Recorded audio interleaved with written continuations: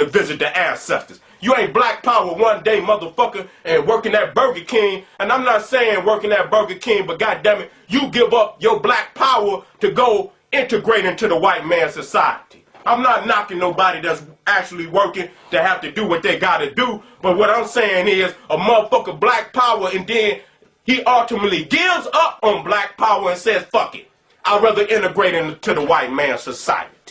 He does not have steadfastness of purpose. That means this cracker system have beat that man. He's weak.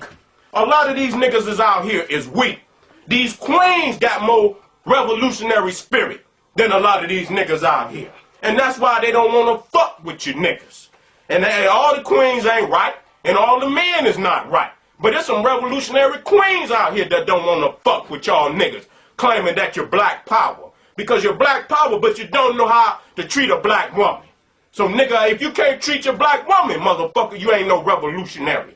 Because if you're a real lion, if you're a real gorilla beating on your motherfucking chest, by nature, she gonna be attracted to you. Because that's just the laws of nature. A real true black woman is gonna be attracted to a gorilla by goddamn nature, because there's nothing in the fucking universe like a black gorilla. Nothing. When he beats on his motherfucking chest, every goddamn thing in the vicinity take flight. And she admires that. The lion, goddammit, when he come on the motherfucking scene, everything take flight. And she adores that. She comes up under the alpha male and wants to be around him. So you want to attack the sisters, nigga, because you's a bitch ass nigga. But we back to set the record straight. A true queen ain't supposed to fuck with no weak ass nigga. That's why she's a queen. Identity with spiritual life or the higher ideals. The fourth commandment of a revolutionary thinker. Identity with spiritual life or the higher ideals. The higher ideals is is our revolution. It's not the everyday life that motherfuckers is living. We are every day thinking about our ancestors and how they died, and saying to ourselves, we don't give a fuck what they offer us. We are not going to forget what happened to our ancestors. We're not going to let you bitch motherfuckers buy us off with some fucking bridge cards and some fucking food stamps and say you giving us all that is due us through welfare after you done murdered hundreds of millions of our goddamn ancestors. We identify with the spiritual ideals. The higher ideals mean you can't be bought. You know what is right, and you gonna move on what is right, and you're not gonna be bought out. Your higher ideals is your identity without struggle, and seeing the goddamn struggle through, even if it costs you your life. Motherfucker, you're going in the ground anyway. Give your baby something to emulate. Say, that was my daddy. That was my mother. I'm so proud. But you go down like a bitch ass nigga. The only thing that you got to show your babies at the end of your motherfucking life is a motherfucking check stub from White Castles, motherfucker. That's the only thing you can show your goddamn baby is a fucking check stub from fucking Mickey D's. Is this a revolutionary individual who come from kings and queens? And if you know you built the goddamn pyramids, quit saying you can't beat this peckerwood, because ain't no motherfucking way you gonna tell me we built the peckerwood, we built the pyramids, and we can't beat these low-life peckerwoods. You can't keep saying that. How could you be responsible for something that great and you can't beat a motherfucker that just crawled out the motherfucking cave 2 days ago? That's the irony in it. That's the identity with the higher ideals. You got to cut out the bullshit, the little weak thoughts that you're thinking, and the bullshit that you practice every day in your lifestyle. You got to put up a front every goddamn day to repulse the enemy, and you got to deal with the higher ideals. I'm dealing with this shit every day. I got to go to war with these motherfuckers. And I'm not gonna turn back. I don't give a fuck how many numbers against me. Fuck y'all. I'm not going nowhere. You bitches can't scare me. Motherfuckers, I know what I got on my side. The fuck I'm gonna let some weak motherfuckers... I got to set an example for the babies, so they can always come back to Seti, just like we go back to college, just like we go back to Malcolm, just like we go back to Dr. Clark, just like we go back to Dr. Ben's DVDs when they was cutting it up back then, putting it on the line. I got to set this example so that our babies can come back and view these Sara, Suten, Seti DVDs and CDs, goddammit, and then build up the strength, goddammit, to hold the line for the next generation. Let's go on. Evidence of having a mission in life. What's your mission? What's your mission? To go punch the clock for these Peckerwoods every day? What is your mission? And you got to think that out. My mission is to see my people free. That's my mission. And to build a bridge between our people in the Western Hemisphere and our peoples in the Eastern Hemisphere. That's what I want with Mother Africa. That's my mission. And I'm not turning back for nothing.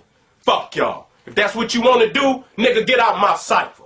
Cause goddammit, I'm tightening. I ain't even tightening my motherfucking Timberlands up. But when they get tightened up, you motherfuckers better be out of my way. Cause I'm drop kicking motherfuckers in the face to see my mission in life succeed.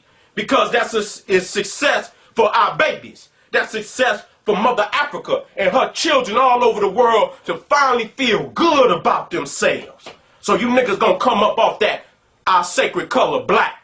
You motherfuckers coming, you don't think you is, but you is. We gonna guarantee that. We gonna make it, it's gonna be like, to send a motherfucker out there and say black means death, motherfucker gonna say, no, you go say it. These niggas around this motherfucker done got crazy. They ain't letting you just say that shit no more. These young motherfuckers around here done got wicked with taking niggas up off of this bitch for disrespecting who we are.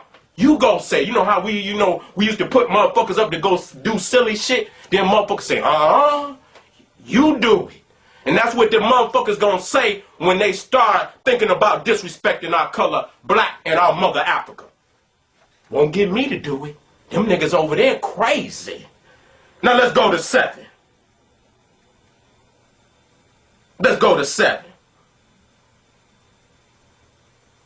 Freedom from resentment when under the experience of persecution and wrong. That means motherfuckers is gonna call you out. Gonna put pressure on you. Say, no, nigga, you're wrong. You're a liar. You're a liar. You ain't correct. It's gonna be organizations that's gonna come out on you and gonna put the pressure on you.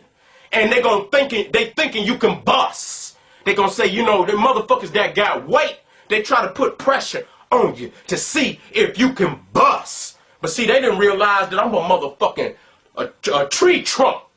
Nigga, of a tree that's been here 10,000 years. I ain't going nowhere. I'm rooted in the ground, motherfucker. And I'm solid as fuck. So they thinking they can put pressure on you. And if they put pressure on you, you must still come to the forefront and you must drop the facts. You must drop the truth at all motherfucking costs. You should not turn back.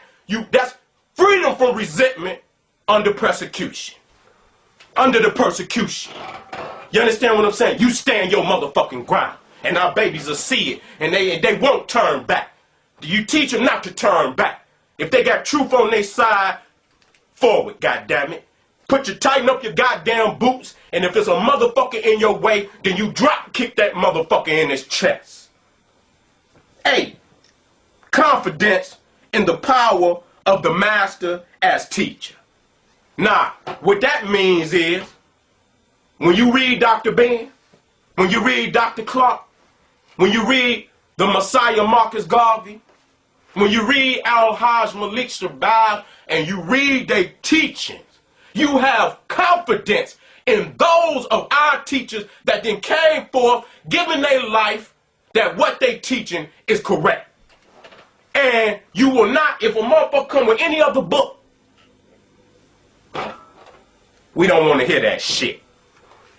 You believe in your prophets and your revolutionary queens that then came forth with the knowledge and gave their life so that you can have this knowledge today. But you go pick up some old Peckerwood books. Oh, I can't wait till we get in the Harlem. Oh, on April 19th, y'all better be there. And anybody in the house that coming to see Sara, Suten, Seti on, have your goddamn black on.